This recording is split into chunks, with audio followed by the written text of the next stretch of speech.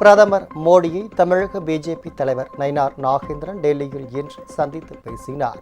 தமிழக பிஜேபி தலைவராக பொறுப்பேற்ற பின்னர் முதல் முறையாக நயினார் நாகேந்திரன் நேற்று டெல்லி சென்றார். நிதியமைச்சர் நிர்மலா சீதாராமன், உள்துறை அமைச்சர் அமித்ஷா ஆகியோரை நயினார் நாகேந்திரன் நேற்று சந்தித்து பேசினார்.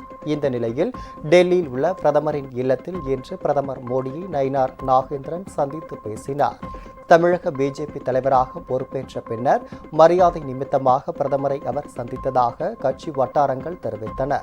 என்றாலும் தமிழக அரசியல் நிலவரம், அதிமுக பிஜேபி கூட்டணி விவகாரம் உள்ளிட்ட முக்கிய அம்சங்கள் குறித்து பிரதமருடன் நயினார் நாகேந்திரன் ஆலோசனை நடத்தியதாக தெரிகிறது.